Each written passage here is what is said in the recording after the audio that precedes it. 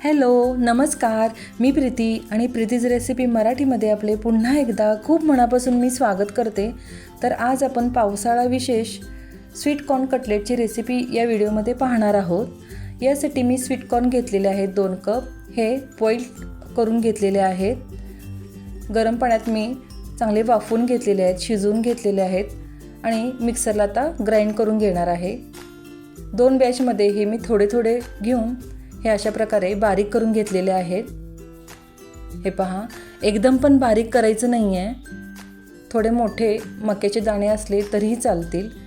2 बॅचमध्ये व्यवस्थित मी हे बारीक करून घेतले।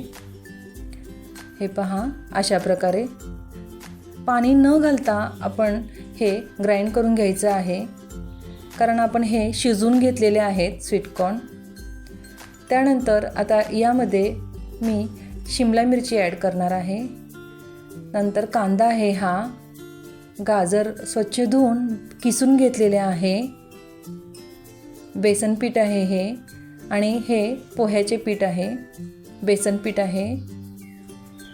पोहे मिक्सरला मी बारीक करून घेतलेले होते आणि त्याची पूड करून घेतलेली आहे। आता कांदा, एक मोठ्या आकाराचा कांदा मी कट करून घेतला होता, यामध्ये मिक्स करून घेते। त्यानंतर शिमला मिरची मिक्स करून घेते। 1-2 शिमला मिरची मी बारीक कट करून घेतलेल्या होत्या। गाजर आहे, 1 गाजर स्वच्छ धुवून किसून घेतलेले आहे, हे पहा। त्यानंतर उकडलेला बटाटा आहे, हा हातानेच असा बारीक करून चुरून मी टाकत आहे। भाज्या आपल्या आवडीप्रमाणे घ्याव्यात। त्यानंतर काश्मीरी लाल तिखट मी घातलेला आहे 1 चमचा, हळद आहे, हळद अर्धा चमचा, जिऱ्याची पूड अर्धा चमचा, आलं आणि मिरची, आलं लसूण याची पेस्ट मी टाकलेली आहे 1 चमचा। त्यानंतर 4 मिरच्या मी कट करून घेतलेल्या होत्या, त्या देखील मिक्स करून घेते। तिखटाचे प्रमाण आपल्या आवडीप्रमाणे, आवश्यकतेप्रमाणे ठेवावे। कोथिंबीर स्वच्छ धुवून कट करून टाकलेली आहे। चाट मसाला मी अर्धा चमचा टाकलेला आहे। गरम मसाला आहे, हा गरम मसाला अर्धा चमचा। एवढे सर्व जिन्नस टाकून मी घेतले। त्यानंतर असे व्यवस्थित मिक्स करून घ्यायचं आहे। यामध्ये भाज्या आपल्या आवडीप्रमाणेही तुम्ही टाकू शकता, आपल्याकडे ज्या अवेलेबल असतील त्या तुम्ही यामध्ये टाकू शकता।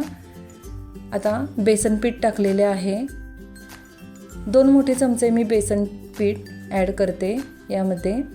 आता हे पहा, पोह्याचे पीठ आहे, पोहे मिक्सरलाच मी बारीक करून घेतले होते, 2 मोठे चमचे मिक्स केले आणि आता मिक्स करून घेऊया व्यवस्थित। पोह्यामुळे कुरकुरीत कटलेट होतात, टेस्टी होतात। हे पहा, हलक्या हाताने सर्व जिन्नस हे आधी मिक्स करून घेते।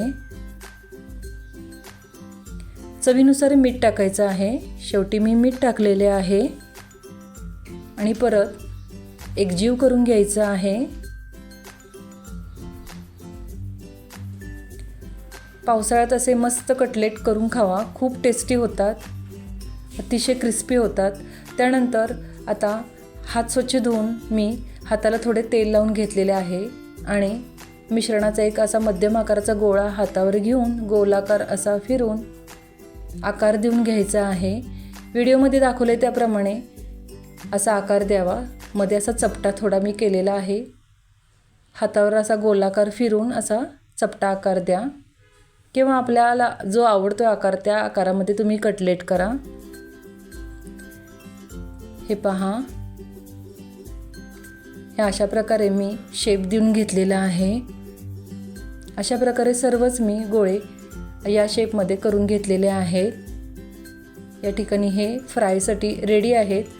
अगदी कमीत कमी तेलामध्ये आपल्याला फ्राय करून घ्यायचे आहेत, हे पहा। त्यानंतर राहिलेले जे पोह्याचे पीठ होतं त्यामध्येच मी आता हे घोळून घेणार आहे, याला व्यवस्थित कोटिंग करून घ्यायचं आहे।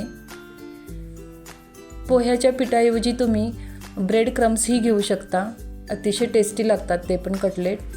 असं व्यवस्थित कोटिंग करून घ्यायचं आहे, व्यवस्थित असं पोह्याचे पीठ वरून लावावे आणि थोडंसं दाब देऊन द्यावा, असं दाब द्यावा। हे पहा, सगळीकडे हे लागले का नाही पीठ चेक करायचं. अशा प्रकारे सर्व इथे कटलेट्स रेडी आहेत. हे पहा, तुम्ही ब्रेड क्रम्समध्येही घोळून घेऊ शकता. तर आता एका पॅनमध्ये थोडेसे मी तेल टाकून घेतलेले आहे. अगदी कमीत कमी तेलामध्ये आपल्याला हे शॅलो फ्राय करून घ्यायचे आहेत. हे पहा, गॅसच्या मध्यम आचेवर आता हे मी क्रिस्पी होईपर्यंत शॅलो फ्राय करून घेणार आहे. जेवढे बसतील तेवढे ठेवून तुम्ही फ्राय करून घेऊ शकता. एक 2-3 मिनटात व्यवस्थित हे फ्राय होतात. 2 मिनटांनी मी साईड चेंज केली आणि असे पलटून घेतलेले आहेत. सोनेरी रंगावर हे मी फ्राय करून घेणार आहे. तुम्हाला हवे असतील तर तुम्ही तळूनही घेऊ शकता. खरं मला कमीत कमी तेलामध्ये हा ब्रेकफास्ट करायचा आहे. हे पहा, 2-2 मिनटांनी 2-3 मिनटांनी मी हे पलटून घेतलेले आहेत. एक 5 ते 6 मिनटात हे व्यवस्थित फ्राय झाले, भाजलेले आहेत चांगले. हे पहा, सोनेरी रंगावर मी व्यवस्थित हे फ्राय करून घेतलेले आहेत.